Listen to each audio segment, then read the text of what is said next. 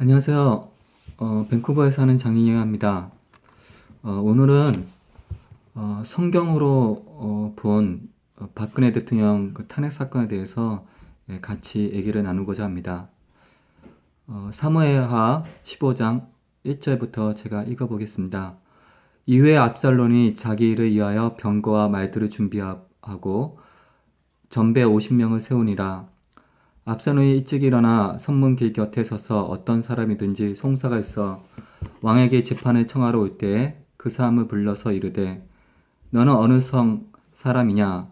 그 사람의 대답이 종은 이스라엘 아무 지파에 속하나이다 하면 압살롬이 저에게 이르기를 내 일이 옳고 바르다마는 내 송사들을 사람을 왕께서 세우지 아니하셨다 하고 또 이르기를 내가 이 땅에서 재판관이 되고 누구든지 송사나 재판 일이 있어 내게로 오는 자에게 내가 공의 베풀기를 원하노라 하고 사람이 가까이 와서 절하라 하면 압살롬이 손을 펴서 그 사람을 붙들고 입을 맞추니 무릇 이스라엘 무리 중에 왕께 재판을 청하러 오는 자들에게 압살롬의 행함이 이 같아서 이스라엘 사람의 마음을 도둑질하니라. 아멘. 지금 한국에서는 큰 이 영적 싸움이 벌어지고 있습니다. 그 영적 싸움이 무엇이냐면 제가 볼 때는 그 공산주의 영, 이게 붉은 악마의 영과 이 자유민주의 영, 이런 것들이 그러니까 하나님이 이렇게 자유민주주의를 더 사랑하시죠. 그러한 큰 영적 싸움이 시작되는 것을 볼 수 있습니다. 여기서 보면 압살롬이 오랫동안 이렇게 준비하고 있습니다. 그 다윗을 이렇게 하나님이 택하신 다윗을 이게 반역하고자 이렇게 오랫동안 준비를 하죠. 무엇이냐면 압살롬은 굉장히 이렇게 머리가 똑똑한 사람이었던 것 같아요. 근데 공산주의자가 그러한 면이 있습니다. 공산주의자가 처음부터 이렇게 가까이 스며드는 것이 아니라 항상 가장을 해요. 부드럽고 또 마치 공산주의라면 모든 사람이 다 행복하고 잘 살고 평등하게 살 것 같은 그런 유혹을 불어넣습니다. 이번 박근혜 대통령 그 탄핵 사건을 보면서 느낀 점이 무엇이냐면 이들이 오랫동안 준비를 해왔던 것입니다. 우선 세월호 사건 때도 끈질기게 붙들리고 마치 이제 박근혜 대통령이 살인마처럼 이렇게 그 여론을 통해서 그러한 인식을 암묵적으로 이렇게 해놨어요. 또 이들은 자기 차선의 대권을 이렇게 준비하기 위해서 어떠한 이게 민생이나 경제적인 문제에 대해서 합의를 해주지 않았습니다. 계속 발목을 잡았죠. 또 이번에 이 고영태 사건을 통해서 결정적으로 모든 것이 준비가 됐을 때 이때 이제 언론을 통해서 사람들의 마음을 도둑질한 다음에 봉기를 하는 것입니다. 여기서 압살롬이 그랬죠. 이렇게 재판하러 갈때 사람들의 마음을 이렇게 선동하는 거예요. 어떻게 선동하냐면 왕은 바쁘셔서 너같이 하찮은 그런 재판을 이렇게 신경 써줄 여유가 없다. 만약에 내가 된다면 내가 재판을 참 정의롭고 공의롭게 잘해줄 텐데 그러면서 손을 맞추고 그러면서 마음을 이렇게 도둑질해요.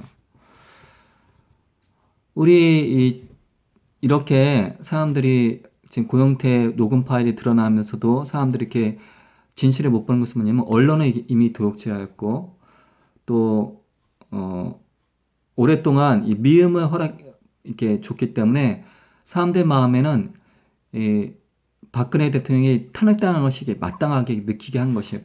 거기에다가 여러 가지 그 제가 생각에는 뭐 갤럽이나 여러 가지 리얼미터나 이런 여론조사까지도 이미 손에 다 뻗쳐놓은 것 같은 느낌이 들어요. 그러니까 엉터리 그런 통계를 내면서 봐라 여론이 이렇지 않냐 이렇게 선동하는 것 같습니다. 굉장히 무서운 일이죠. 그러면 왜 하나님께서 압살롬을 이렇게 허락하셨을까요? 그것은 성경이 말하기를 다윗의 죄 때문에 그렇다고 말하고 있습니다. 다윗이 그 죄를 범하였죠. 이렇게 왕의 권력에 있을 때 다윗이 이제 우리아의 아내 밧세바를 이렇게 범했습니다. 그랬을 때 하나님께서 책망하셨죠. 너가 이렇게 그 자기 충성된 신하를 아내를 욕보이고 또 우리아를 전쟁에 죽게 했기 때문에 칼이 네 집에서 떠나지 않게 하고 너는 은밀하게 일을 했지만 나는 백주에 네 처들을 욕보이리라 이런 말씀을 하셨습니다. 그렇기 때문에 이제 압살롬의 그 반역 사건은 어떻게 보면 하나님의 허락 안에서 이루어진 것입니다. 제가 이것을 볼 때 우리나라는 오랫동안 이제 정치 경제 면에서 상당히 많은 성장을 했습니다. 그럼에도 불구하고 젊은 세대들 또 감사할 줄 모르고 또 음란하고 또 이명박 정권 때 공산주의를 이렇게 커가는 것을 주사파를 이렇게 커가는 것을 이렇게 그냥 싸우기 귀찮으니까 그냥 놔두고 모르고 또 수많은 이런 그 영적인 죄를 범하면서 하나님께서 이것을 허락하셨다고 생각이 들어요. 그리고 지금도 성동당하고 있습니다. 그래서 제가 2002년 때 그 월드컵 축구 경기 때 참 그때 좀 마음이 별로 안 좋았어요. 이렇게 응원하는데 수많은 용어지에서의 붉은 악마를 이렇게 우리 태극 그 전사, 그러니까 축구하는 사람들의 붉은 악마라고 이렇게 성동하면서 이렇게 굉장히 이렇게 응원했죠. 이게 붉은 악마. 그때는 그 느낌이 공산주의 영이 아닐까라는 그런 생각을 그때 했습니다. 참 듣기 싫었어요. 불다란 뜻, 또 이렇게 공산주의를 많이 상징하죠. 붉은 악마. 그 김대중 대통령이 되면서부터 제가 생각하는 정교조, 민변, 또 민노총 이런 모든 이게 주사파 세력들이 그때부터 막 그 물을 먹으면서 성장해 갔고 노무현 정권 때 그것이 더 성장하고 이명박 정권은 그것을 잡고 자유민주를 수호하면서 그것을 굉장히 이렇게 그것을 반공으로 또 여러 가지 사람들이 물들지 않게 했는데 모르쇠로 일관했습니다. 그래서 그 조갑제 칼럼에 보면 조갑제 그 보수 농객께서 잘 쓴 글이 있더라고요. 이렇게 보면 김대중 때 적화가 되지 않았던 이유는 그 당시에 언론이나 또 여러 가지 이제 보수층들이 있었고 또 노무현 때는 국회의원들 야당 의원보다 여당이 많았고 근데 지금은 뭐냐면 모든 것이 다 잡았다는 것입니다. 언론이나 또 여러 가지 것들 국회나 많은 쪽에서 지금 법조계나 이런 것에서 수많은 이런 붉은 물이 이렇게 든 것을 이렇게 볼 수가 있어요. 그래서 하나님께서 이러한 일들이 허락되지 않았을까. 그리고 지금 헌재에서 재판이 막 속히 이루어지려고 그러죠. 그럴 때 우리는 하나님 뜻이 무엇이 있는가 우리는 깊이 생각해 볼 필요가 있습니다. 예전에 월맹하고 월남이 이렇게 있을 때 월남이 굉장히 군사력도 강하고 경제력도 월맹에 비해서 얼등에 앞섰습니다. 그럼에도 불구하고 월남이 금방 패망했어요. 그 안에 많은 간첩이 있었습니다. 그리고 월남이 패망한데 수많은 아픔이 있었어요. 수많은 사람들이 총살당하고 또 정신개조소에서 수없는 고문과 착취 속에서 이루 말할 수 없이 죽어갔습니다. 많게는 800만에서 200만까지 죽었다 그랬습니다. 그럼 하나님이 그런 심판을 우리에게 허락하실까? 그건 모르겠어요. 그러지 않기 위해서 우리는 기도해야 됩니다. 물론 제가 뭐 박근혜 대통령이 다이처럼 훌륭하다 이런 소리는 절대 아니에요. 이건 자유민주주의와 주사파가 주체가 된 이러한 큰 어떠한 세력이 지금 자유민주주의를 무너뜨리는 그러한 맥락으로 봐야 되는 것입니다. 그래야 할 때 하나님께서 이 다윗의 편에 보면 다윗이 이제 갈 때 그 압살롬이 굉장히 강하고 얼등했습니다.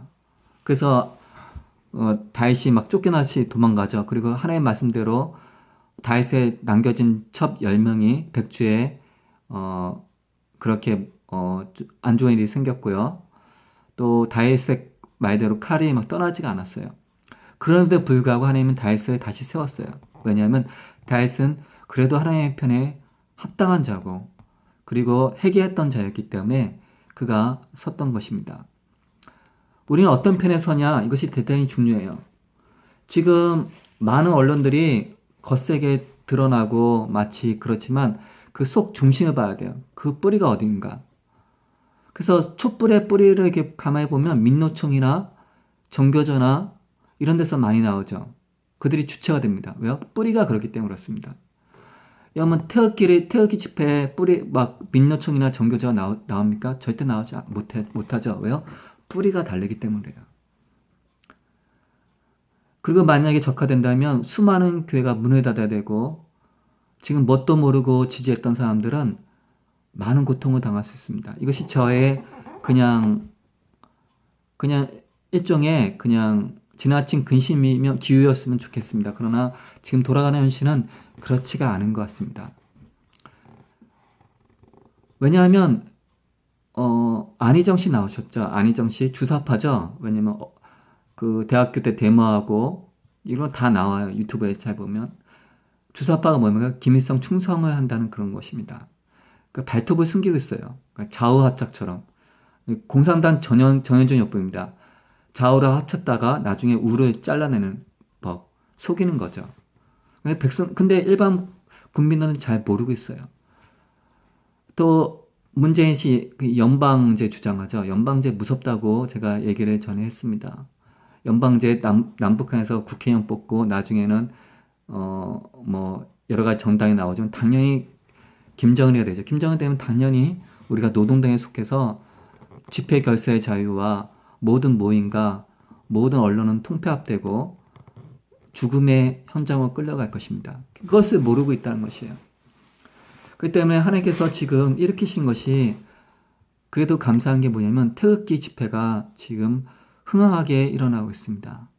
그것은 놀라운 일이에요. 마치 많은 국회의원들과 법조계와 검찰이 지금 막 휘두르고 있는데 우리는 깨어 있어야 되는 것입니다. 성경적 입장에서 우리는 이 자유민주주의를 수호해야 돼요.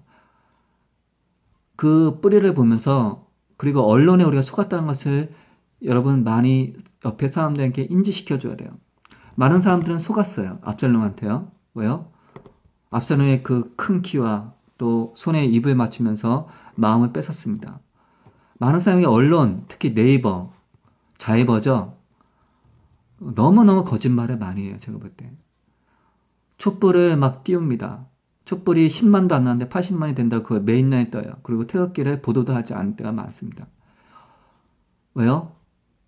민주 언론이라는 그런 노조나 여러 가지 많은 욕심과 탐욕들이 지금 언론계를 좌우하고 있습니다. 그때는 사람들이 잘 보지 못해요. 그 당시에 많은 사람들이 압살롬 편에 들고 압살롬 군대에 섰습니다. 왜냐하면 압살롬이 되면 잘 될 것 같다는 그런 생각에 빠졌기 때문에 다윗은 이제는 아니다라고 생각하기 때문에 그렇습니다. 그러나 하나님은 다윗 편에 서서 그들을 무찔렀어요. 그리고 많은 희생이 따랐습니다. 우리나라도 앞으로 어떻게 될지 모르겠어요. 그러나 그런 일이 이렇게 일어나지 않고 정말로 이게 잘 진행돼서 이번에 주사파의 정체가 드러나고 정말 이렇게 붉은 무리의 영이 우리나라에서 떠났으면 좋겠습니다. 그리고 한 가지 부탁하고 싶은 것은 한교안 권한대행님께서 이번에 국정 사건 법대로 원칙대로 하시는 분이시기 때문에 이번 고영태 그 사건은 국가 내란죄죠. 거기에 이진동 기자나 여러 가지 음모가 많이 있습니다. 그것을 법대로 국정원을 일으켜서 법대로 이렇게 조사를 해줬으면 좋겠습니다. 뭐 국회의원이 탄핵 들어가도 하나님이 지켜주실 것 같습니다. 그래서 여러분 또 태극기 집회 많이 참석해 주세요. 그것이 나라를 살린 길이고 또 정말 많이 전해주시고 또 기도해 주시길 바라겠습니다. 우리가 이 싸움은 영적 싸움입니다. 지금은 참 위험한 때입니다. 여러분 많이 깨어나서 서로 알려주시고 또 진실을 전하시고 기도하고 또 몸으로 나서야 할 때입니다. 감사합니다.